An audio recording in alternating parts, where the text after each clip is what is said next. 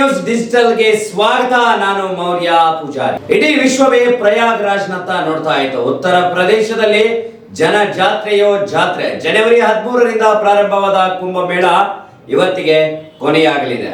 ಲಕ್ಷಾಂತರ ಕೋಟ್ಯಾಂತರ ಭಕ್ತರು ಮಹಾಕುಂಭಮೇಳದಲ್ಲಿ ಸ್ನಾನವನ್ನ ಮಾಡಿದ್ದಾರೆ.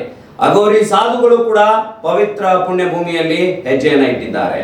ಅಂತಹ ಮಹಾಕುಂಭಮೇಳಕ್ಕೆ ಎಂದು ಕೊನೆಯ ದಿನ ಆಗಿದೆ. ಅದೇನಂತೀರಾ? ಬನ್ನಿ ಈ ಸ್ಟೋರಿ ನೋಡೋಣ.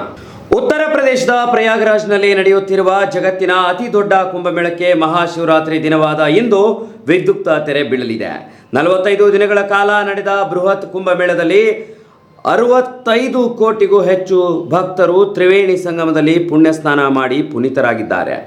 ಇಂದು ರಾತ್ರಿ ಮಹಾಶಿವರಾತ್ರಿ ಪ್ರಯುಕ್ತ ಲಕ್ಷಾಂತರ ಜನರು ಕುಂಭಮೇಳಕ್ಕೆ ಭೇಟಿ ನೀಡಲಿದ್ದಾರೆ.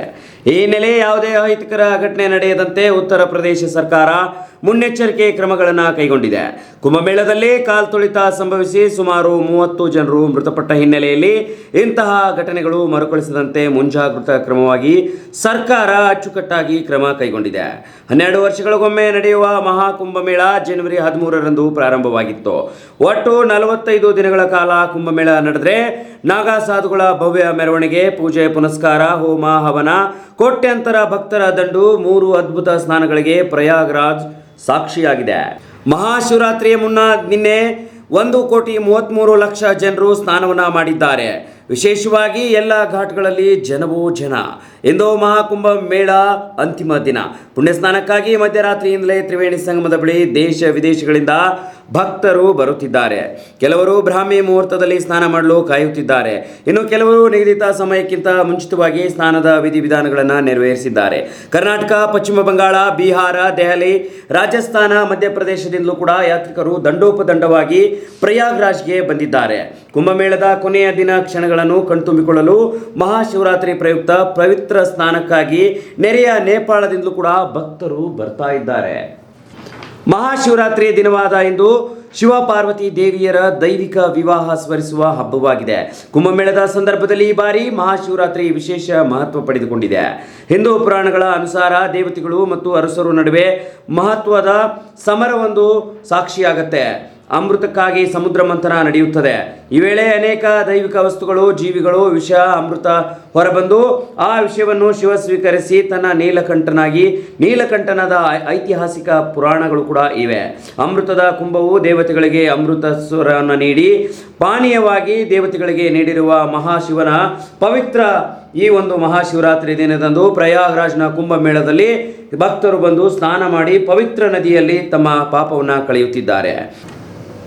ಕರ್ನಾಟಕದಲ್ಲಿ ಕಾಂಗ್ರೆಸ್ ಬಲಪಡಿಸುವುದಕ್ಕಾಗಿ ತನ್ನ ಹೆಜ್ಜೆಯನ್ನ ಇಟ್ಟು ತುಮಕೂರಿನಿಂದ ಬೆಂಗಳೂರಿಗೆ ಬಂದು ದೊಡ್ಡದಾದಂತಹ ಹೆಸರು ಮಾಡಿರುವ ಜಿ ಪರಮೇಶ್ವರ್ ಈಗ ರಾಜೀನಾಮೆ ಮಂತ್ರ ಹೇಳ್ತಾ ಇದ್ದಾರೆ. ಕಾರ್ಯಕರ್ತರು ಬಯಸಿದ್ರೆ ನಾನು ರಾಜೀನಾಮೆ ಕೊಡಲು ಸಿದ್ಧ ಎಂದಿದ್ದಾರೆ. ಹಾಗಾದ್ರೆ ಏನಿ ಸ್ಟೋರಿ, ಬನ್ನಿ ನೋಡೋಣ. ರಾಜ್ಯದಲ್ಲಿ ಮುಖ್ಯಮಂತ್ರಿ ಹುದ್ದೆ ಅಧಿಕಾರ ಹಂಚಿಕೆ, ಕೆಪಿಸಿಸಿ ಅಧ್ಯಕ್ಷರ ಬದಲಾವಣೆ ಚರ್ಚೆಗಳು ನಡೆಯುತ್ತಲೇ ಇವೆ. ದಿಢೀರನೆ ಗೃಹ ಸಚಿವ ಡಾಕ್ಟರ್ ಜಿ ಪರಮೇಶ್ವರ್ ಅವರು ಸಚಿವ ಸ್ಥಾನಕ್ಕೆ ರಾಜೀನಾಮೆ ನೀಡುವುದು ಸಿದ್ಧ ಎಂದು ಹೇಳಿರುವುದು ಈಗ ಅನೇಕ ಚರ್ಚೆಗೆ ಕಾರಣವಾಗಿದೆ. ಕಾರ್ಯಕರ್ತರು ಬಯಸಿದ್ರೆ ನಾನು ರಾಜೀನಾಮೆ ನೀಡುತ್ತೇನೆ ಎಂದು ಡಾಕ್ಟರ್ ಜಿ ಪರಮೇಶ್ವರ್ ಹೇಳಿರುವುದು ಕಾಂಗ್ರೆಸ್ನಲ್ಲಿ ಒಂದು ದೊಡ್ಡ ಸಂಚಲನ ಮೂಡಿಸಿದೆ. ಇತ್ತೀಚೆಗೆ ದೆಹಲಿಗೆ ತೆರಳಿದ್ದ ಗೃಹ ಸಚಿವ ಡಾಕ್ಟರ್ ಜಿ ಪರಮೇಶ್ವರ್ ರಾಜ್ಯದಲ್ಲಿ ಒಂದು ವೇಳೆ ಉನ್ನತ ಸ್ಥಾನದ ಬದಲಾವಣೆಯಾದರೆ ತಮ್ಮನ್ನು ಪರಿಗಣಿಸಬೇಕು ಎಂಬ ದಾಳವನ್ನು ಕೂಡ ಈಗಾಗಲೇ ಉರುಳಿಸಿದ್ದಾರೆ. ಹಾಗಾಗಿ ಅವರ ರಾಜೀನಾಮೆ ಮಾತು ಕುತೂಹಲಕ್ಕೆ ಎಡೆ ಮಾಡಿಕೊಟ್ಟಂತಾಗಿದೆ. ರಾಜ್ಯ ಕಾಂಗ್ರೆಸ್ನಲ್ಲಿ ಸಿಎಂ ವಿರುದ್ಧ ಮೂಢ ಹಗರಣ ಕೇಸು, ಕೆಪಿಸಿಸಿ ಅಧ್ಯಕ್ಷರ ಬದಲಾವಣೆ ಚರ್ಚೆಗಳು ಇನ್ನಿತರ ರಾಜಕೀಯ ವಿಚಾರಗಳು ಈಗಾಗಲೇ ಪಕ್ಷದ ನಾಯಕರು ಹೈಕಮಾಂಡ್ಗೆ ತಲೆನೋವಾಗಿರುವ ಬೆನ್ನಲ್ಲೇ ಡಾಕ್ಟರ್ ಜಿ ಪರಮೇಶ್ವರ್ ಅವರ ಮಾತು ಇನ್ನಷ್ಟು ಸಂಚಲನ ಮೂಡಿಸಿದೆ. ರಾಜ್ಯ ಕಾಂಗ್ರೆಸ್ ಸರ್ಕಾರದಲ್ಲಿ ಮುಖ್ಯಮಂತ್ರಿ ಹಾಗೂ ಕೆಪಿಸಿಸಿ ಅಧ್ಯಕ್ಷರ ಬದಲಾವಣೆ ವಿಷಯವಾಗಿ ಅನೇಕ ಕಾರಣಗಳನ್ನು ಕೂಡ ಇದ್ದದ್ದು ಇತ್ತ ಜಿ ಪರಮೇಶ್ವರ್ ಮತ್ತೊಂದು ಕುತೂಹಲಕ್ಕೆ ಕಾರಣವಾಗಿದ್ದಾರೆ. ಕಳೆದ 4-5 ದಿನಗಳ ಹಿಂದೆ ಗೃಹ ಸಚಿವ ಡಾಕ್ಟರ್ ಜಿ ಪರಮೇಶ್ವರ್ ಅವರು ಹೈಕಮಾಂಡ್ ಬುಲಾವ್ ಮೇರೆಗೆ ದೆಹಲಿಗೆ ಹೋಗಿದ್ದರು. ಬಳಿಕ ತಮ್ಮ ಸ್ವಕ್ಷೇತ್ರ ಕೊರಟಗೆರೆಯಲ್ಲಿ ಕಾರ್ಯಕರ್ತರ ಸಭೆ ನಡೆಸಿ ಕಾರ್ಯಕರ್ತರ ಮನದಾಳಕ್ಕೆ ಸ್ಪಂದಿಸಲು ಸಾಧ್ಯವಾಗುತ್ತಿಲ್ಲ ಎಂದು ಬೇಸರ ವ್ಯಕ್ತಪಡಿಸಿದ್ದಾರೆ. ಗೃಹ ಖಾತೆಗೆ ರಾಜೀನಾಮೆ ನೀಡುವುದಾಗಿ ಹೇಳಿಕೆ ನೀಡಿರುವುದು ನಾನಾ ವ್ಯಾಖ್ಯಾನಗಳಿಗೆ ಕಾರಣವಾಗಿದೆ. ರಾಜ್ಯ ಕಾಂಗ್ರೆಸ್ನಲ್ಲಿ ಮುಖ್ಯಮಂತ್ರಿ ಸ್ಥಾನಕ್ಕೆ ಡಾಕ್ಟರ್ ಜಿ ಪರಮೇಶ್ವರ್ ಅವರು ಕೂಡ ಆಕಾಂಕ್ಷಿಯಾಗಿದ್ದು ಇತ್ತೀಚಿನ ದಿನಗಳಲ್ಲಿ ದಲಿತ ಸಿಎಂ ಕೂಗು ಜೋರಾಗಿದೆ.